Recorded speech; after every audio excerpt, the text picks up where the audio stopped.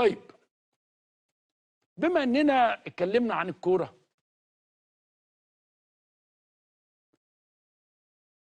ربنا اراد ان هو يعني يرد لي اللي عملته امبارح. وانا امبارح كنت في حاله كرويه ليست لطيفه، وكتير من اخواننا في النادي الاهلي ما انبسطوش منها. فالنهارده انا شربت من نفس الكاس وبقيت محتاس، علشان بقيت فرجه لكل الناس. وعجبي، والزمالك النهارده يا اولاد بهدلني. فريق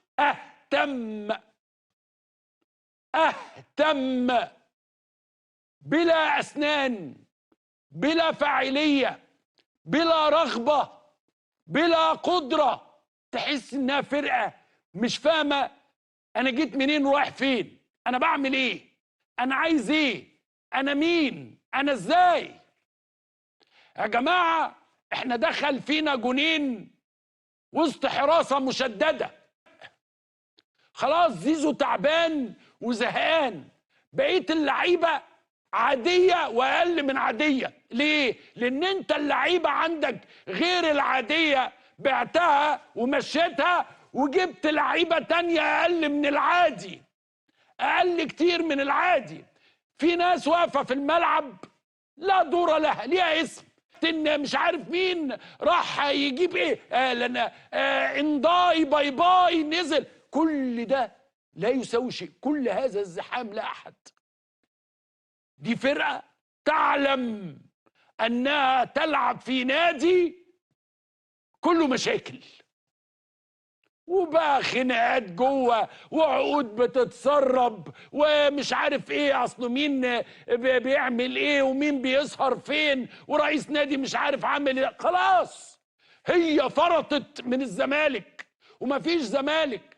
يا جماعه انت النهارده بتلاعب فرقه، يا جماعه ما عندنا يعني حتى شيكابالا التلت ساعه اللي كان بيلعبهم كان يعمل حاجه، يعمل شيء، يلم كوره، يصنع جون. ما امام عاشور ده كان عظيم، اشرف بن شرقي ده كان عظيم، طارق حامد ده كان عظيم. انت عندك ربع فرقه، ربع مشكل كده كانوا عظمه، دلوقتي مش موجود. تلعب بفرقه كل اللعيبه اللي فيها كمان نفسيا حالتهم صعبه جدا.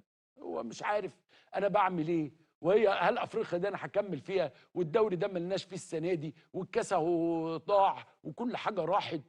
فرقه محطمه، مش فاهم فيه ايه، مش فاهم فيه ايه. ازاي الكره عندنا مستواها بقى عامل كده؟ ازاي الكره عندنا الاداء اللي شفناه امبارح والاداء اللي شفناه النهارده؟ سيبك من الاهلي يا عم، اهو الاهلي عنده حاجه يتكلم فيها، انما احنا نتكلم في ايه؟ ده احنا كنا من غير مجلس اداره وخدنا دوري وكاس. دلوقتي انت خلاص يعني لا وجود لك. حاله من حالات الاستسلام، وانت لا عارف لا تضغط من قدام ولا تضغط من ورا. احنا وصلنا للمستوى ده ليه؟ احنا عاملين كده ليه؟ طبعا هيبقى في مليون شماعه، اصل اتحاد الكوره، اصل الاهلي، اصل السحر، اصل الشعوذه، اصل اللعيبه، اصل في مؤامره، اصل لا، اصل الحكايه فعلا ان الفريق سيء جدا، وباين السوق بتاعه بقاله مدة طويلة جدا سيء ثم سيء ثم سيء. هذا الرجل عنده إحساس إنه أدينا بنشتغل وخلاص، ويعني بيقبض بالدولار وحياته لطيفة وجميلة وقال لك الإرهاق. أجيب لك مين تلعب أنت مش عارف تنقل كورة، مفيش حلول، مفيش خطة، مفيش اي حاجه، واللعيبه جون يروح واخد الكوره ورايح ويقعد يلعب بتاع. جون تاني يروح واخد الكوره ويلعب وينقل كده، مش عارف ايه، الماتش خلص باي باي مع السلامه. صولات وجولات عن الزمالك وعظمه الزمالك، ده احنا مغلوبين 2-0، ايه العظمه اللي فيه؟ لسه اخر الاسبوع اللي جاي ده بقى لما نشوف بطوله افريقيا هنعمل ايه. حاجه تضايق والواحد دمه بيتحرق. يعني امبارح كنت متضايق جدا بجد، والنهارده انا متضايق اكتر طبعا، لانه هو ربنا يعني ربنا يعني بينتقم مني على اللي عملته امبارح، بس يعني الحمد لله.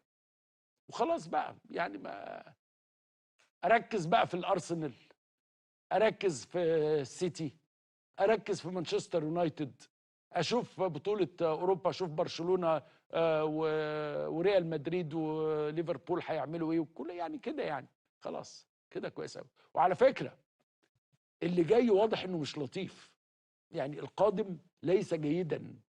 يعني احنا مش بنتكلم مثلا ايه بره فرقة كبوة ومش عارف ايه، انا حزين وجون كهربا صح، والتحكيم فيه مشكله، كل حاجه، بس انا برضو حزين. انما هنعمل ايه؟ ادي الله وادي حكمته، انه في بدايه الموسم كده الكعبله يتكعبل الاهلي. وهو انتوا عارفين الاهلي فيه ميزه عظيمه، الاهلي لما يطير بيطير، ولما بيتكعبل يفضل يتكعبل، ما تفهمش ايه الحكايه، يتكعبلوا مرة ثم الثانية. وطبعا يعني النهاردة كان عندهم يعني، وكان كلنا والله انه نلقى لاعب مهم محترم انتقل للنادي الاهلي يعمل اداء عظيم، ولكن ما عملش حاجة ضايقتنا كلنا. انما هنعمل ايه؟ بدايه الكعبله للاهلي.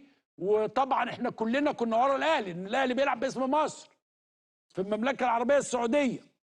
فضياع اول بطوله من الاهلي، وان شاء الله يعوضوها، انا نفسي ان شاء الله يعوضوا الحاجات دي كلها.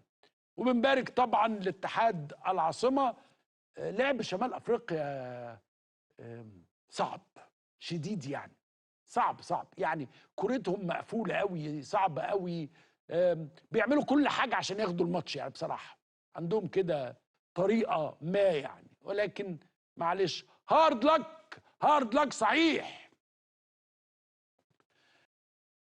أهلا